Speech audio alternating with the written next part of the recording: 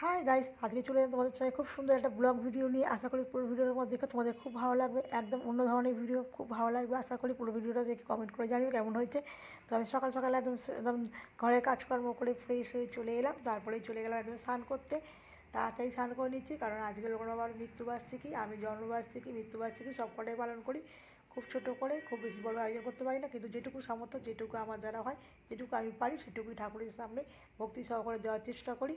তাই জন্য আজকে একটু ঠাকুরের সামনে পুজো দেবো। তাই সকাল সকাল আমি একদম স্নান টান করে নিয়েছি, করে একটু ফ্রেশ হয়ে একদম রেডি হয়ে নিলাম।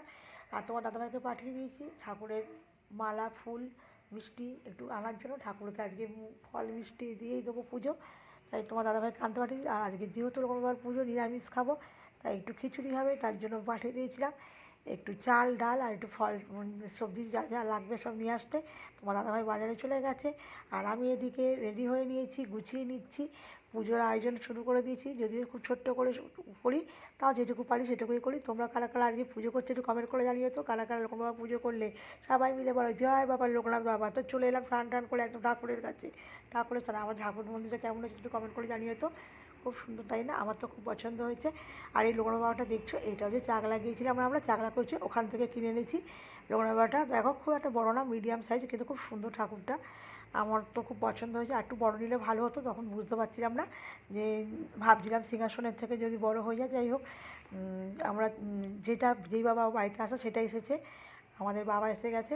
তো আমি সব ঠাকুরদেরকে স্নান টান করে একটু মুছে টুছে পরিষ্কার করে রেডি হয়ে নিচ্ছি। ততক্ষণে তোমার দাদাভাই আশা করি বাজার করে চলে আসবে।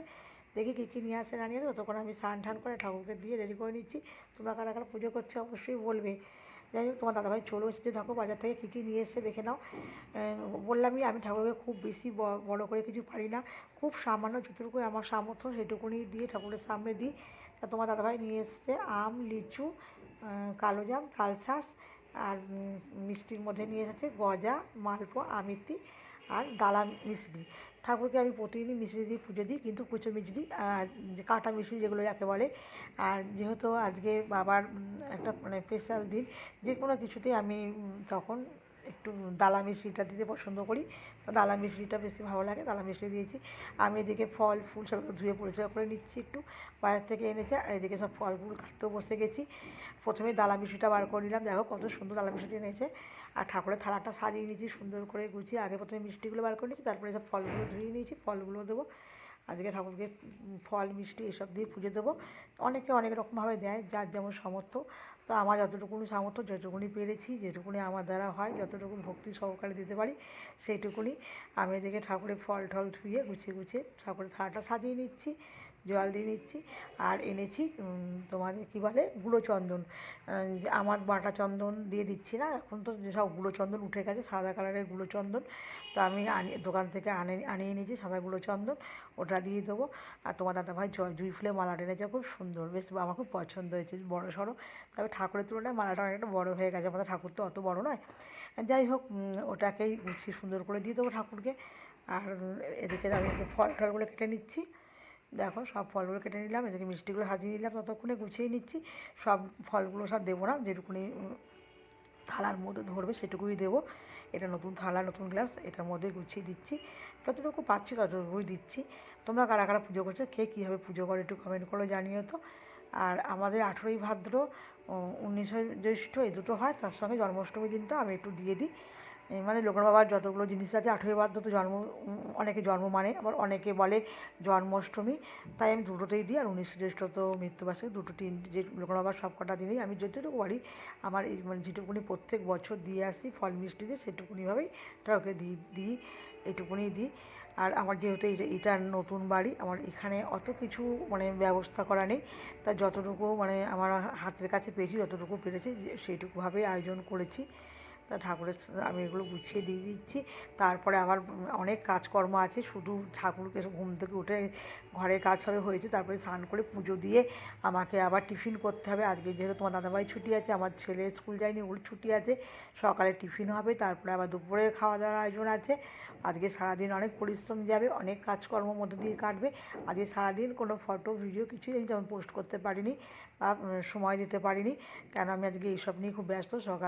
সকাল থেকে পুরো কাজের একদম তোড়জোড় পড়ে গেছে। যাই হোক ফল টল কাটা হয়ে গেছে, ঠাকুরের ফুল টুল ধুয়ে মুছে পরিষ্কার করে ঠাকুরের জায়গাটা একদম পরিষ্কার করে গুছিয়ে নিলাম। আর তোমাদের বলছিলাম যে জুঁই ফুলের মালাটাই দেখো, মালাটা খুব সুন্দর জুঁই ফুলের মালাটা আমার খুব ভালো লাগলো। কিন্তু মালাটা অনেকটা বড়, আমাদের ঠাকুর অত বড় নয়, দেখো আমাদের ঠাকুরটা খুব ছোটো। যাই হোক মনে ভক্তি বড় কথা সবসময়তেই বলি। আর আমরা যখন কচুয়ায় গেছিলাম কিনতে তখন লোকনাথ বাবা দেখছিলাম একটু বড়, কিন্তু বুঝতে পারছিলাম না যে আমাদের সিংহাসনটার মধ্যে ধরবে কি ধরবে না। যদি না ধরে সেই জন্য আমি এইটাই সাইজটাই নিয়েছিলাম। যাই হোক আমি ডবল ভাঁজ করে ঠাকুরকে দিয়ে দিলাম সুন্দর করে ঠাকুরের সামনে। আর ফলগুলো যে কেটেছিলাম সুন্দর করে থালাটা সাজিয়েছিলাম, বাবার পছন্দের সব খাবার আছে, তো বাবার পছন্দের খাবার সাজিয়ে দিয়ে দিলাম। তালশাঁস আছে, লিচু আছে, জাম আছে, আম আছে, আর ওদিকে গজা, আমিত্তি, মালপোয়া আর ডালা মিষ্টি, এই দিয়ে ঠাকুরের থালা সাজিয়েছি। এই যে তোমাদের বলছিলাম গুঁড়ো চন্দন, দেখো আমি বললাম না এখন তো দোকানে গুঁড়ো চন্দন পাওয়া যায়, চন্দনের বাটা আমার আছে, ওই বাড়িতে আছে, মানে আমাদের এই নতুন বাড়িতে নেই, আনা হয়নি এখনও পর্যন্ত। আমি সেইভাবে মানে সাজিয়ে গুছিয়ে সব কিছু অ্যারেঞ্জ করে উঠতে পারিনি। তো আমি গুঁড়ো চন্দন নিয়ে নিয়েছি। যাই হোক গুঁড়ো চন্দনটা জল দিয়ে গুলে, গঙ্গা জলে গুলে ঠাকুরেরকে পরিয়ে দিয়েছি, ফুল টুলে দিয়ে দিয়েছি। আর সব গুছিয়ে পুজো টুজো দিয়ে এরকম ধূপ টুপ দেখে ধূপ মোমবাতি দিয়ে ঠাকুরকে দিয়ে এবার আমি পাঁচালি পড়তে বসে যাচ্ছি। কারণ এবার পুজো শেষ করে আমার অনেক কাজ রয়েছে, এদিকে পুজো করছি কিন্তু ওদিকে আমার অনেক কাজের চাপ সেদিকেও রয়েছে। যাই হোক পুজোটাকে ভক্তি ভরে শান্ত মনে পুজো না করলে তো হয় না, মনটা একদম খুব ভালো হয়ে যায়। সকাল সকাল স্নান করে আমি সুন্দর করে পুজো করে সত্যি মনটা এত ভালো লাগছে কী বলবো। আজকের দিনটা সত্যি খুব ভালো গেল। আমি পাঁচালিটা পড়ে নিচ্ছি যে ঠাকুরের কাছে পুজো দিয়ে ঠাকুরের পাঁচালি পড়ে ঠাকুরকে পুজো টুজো দেওয়া হয়ে গেলে পারে আমি আবার ওদিকে আমার অনেক কাজ আছে সেদিকে যাব।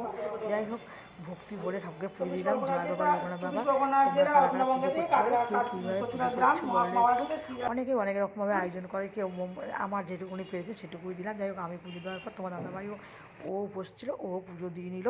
আমার পাঁচালি পড়াটা শেষও হয়ে গেছে ঠাকুরের কাছে হয়ে যেতে আমি ঠাকুরের কাছ থেকে চলে এলাম এবার এদিকে রান্নার দিকে। তোমার দাদাভাই কী কী বাজার করেছে দেখছি।